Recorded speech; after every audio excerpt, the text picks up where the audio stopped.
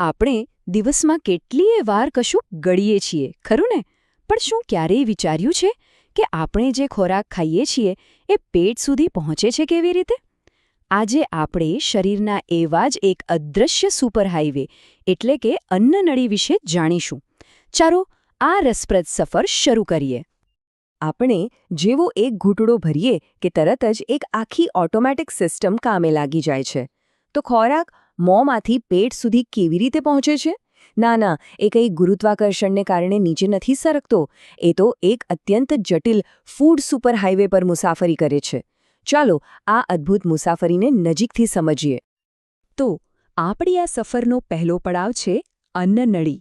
જુઓ, આ માત્ર એક પાઇપ નથી, પણ આપણા પાચન તંત્રનું એક એવું પાવરહાઉસ છે જે ખોરાકને એની સાચી મંઝિલ સુધી પહોંચાડે છે. ચાલો એની રચનાને થોડો નજીકથી જોઈએ.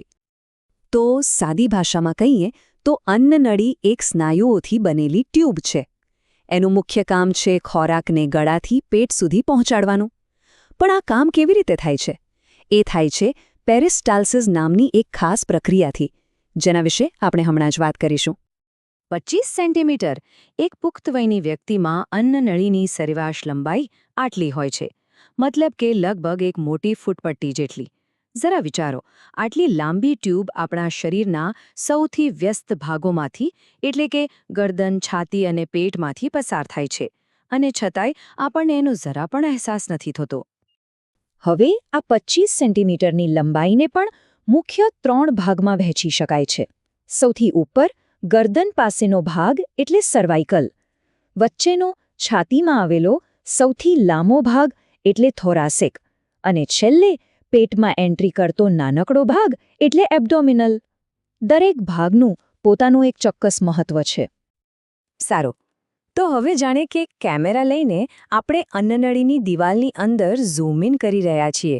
કારણ કે બહારથી ભલે એ એક સાદી ટ્યુબ જેવી દેખાય, પણ એની દિવાલ તો ઘણા બધા સ્તરોની બનેલી છે. ચલો જોઈએ કે આ ટનલની અંદર શું શું છે. આપણો આ ફૂડ સુપરહાઈવે એકદમ સીધોસટ નથી હોતો. રસ્તામાં 4 જગ્યાએ એ કુદરતી રીતે થોડો સાંકડો બને છે. આવું કેમ? કારણ કે હૃદયની મોટી ધમની જેવા બીજા અંગો એને સહેજ દબાવે છે. આ 4 પોઈન્ટ્સ ડોક્ટરો માટે બહુ જ મહત્વના છે.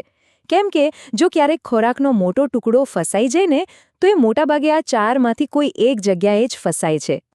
અન્નનળીની દિવાલ જાણે કે ડુંગળી જેવી છે, જેમાં એક પછી એક એમ 4 સ્તર છે.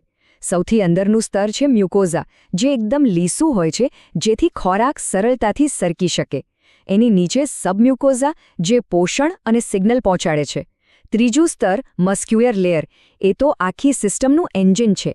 એ જ ખોરાકને તાકાતથી નીચે ધકેલે છે. અને સૌથી બહારનું સ્તર એને પોતાની જગ્યાએ જકડી રાખે છે. અત્યાર સુધી આપણે એની રચનાની વાત કરી, પણ હવે આવે છે સૌથી રસપ્રદ ભાગ, કે આ સિસ્ટમ ખરેખર કામ કેવી રીતે કરે છે. ચાલો એની અદ્ભુત કામગીરી પર એક નજર કરીએ.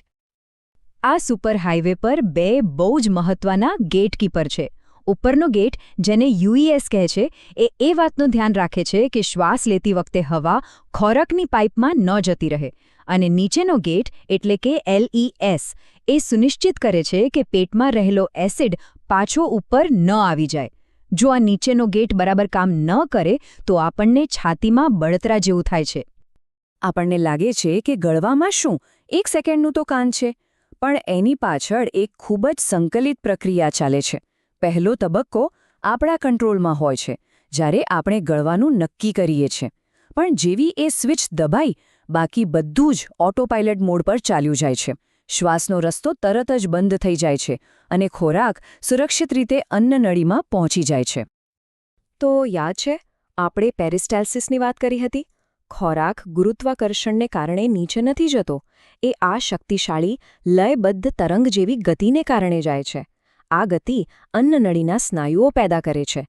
અને આ જ કારણ છે કે આપણે ઊંધા લટકીને પણ પાણી પીએ તો એ પેટમાં જ જાય છે. હવે જેમ કોઈ પણ સુપરહાઈવે પર ટ્રાફિક જેમ થઈ શકે છે, એમ આપણા આ ફૂડ સુપરહાઈવે પર પણ સમસ્યાઓ આવી શકે છે. જ્યારે આ સિસ્ટમ બરાબર કામ નથી કરતી, ત્યારે કેવા પ્રકારના ટ્રાફિક જેમ થઈ શકે છે, ચાલો એ જોઈએ. અહીં કેટલીક સામાન્ય સમસ્યાઓ બતાવી છે, જેમ કે એસિડ રિફ્લક્સ એટલે કે GERD કે પછી અન્નનળીમાં સોજો આવવો અને અમુક ગંભીર કિસ્સામાં કેન્સર પણ. આ બધી તકલીફો આપણને એ યાદ અપાવે છે કે આ સાદા દેખાતા અંગનું સ્વાસ્થ્ય જાળવવું કેટલું જરૂરી છે. ચાલો આમાંથી સૌથી સામાન્ય સમસ્યા પર થોડી વધુ વાત કરીએ. છાતીમાં બળતરાની એ અપ્રિય લાગણી. મોટાભાગના લોકોએ ક્યારેક ને ક્યારેક તો એ અનુભવી જ હશે. આપણે એને સામાન્ય રીતે હાર્ટબર્ન કે એસિડિટી કહીએ છીએ, પણ એનું સાચું તબીબી નામ છે GERD. ચાલો સમજીએ કે આ ખરેખર છે શું. યાદ છે આપણે LES એટલે કે નીચેવાળા ગેટકીપરની વાત કરી હતી? બસ આખી રમત એની જ છે. જ્યારે આ વાલ્વ કોઈ કારણસર નબળો પડી જાય છે અથવા બરાબર બંધ નથી થતો, ત્યારે પેટનો શક્તિશાળી એસિડ ઉપર તરફ એટલે કે અન્નનળીમાં આવી જાય છે. આ જ GERD છે. અને જો લાંબો સમય ચાલે તો એ અન્નનળીના અંદરના સ્તરને નુકસાન પહોંચાડી શકે છે. તો આ આખી વાતનો સાર શું છે? એ જ કે આપણો આ ફૂડ સુપર હાઈવે સંપૂર્ણપણે ઓટોપાઇલટ પર ચાલે છે. આપણે વિચાર્યા વગર દિવસમાં હજારો વખત ગળીએ છીએ અને દરેક વખતે આપણું શરીર આ જટિલ પ્રક્રિયાને એક પણ ભૂલ વગર પાર પાડે છે. ખરેખર એ આપણા શરીરની એક અદૃશ્ય છતાં અદ્ભુત સિસ્ટમ છે. અને આ વાત આપણને વિચારવા પર મજબૂર કરે છે.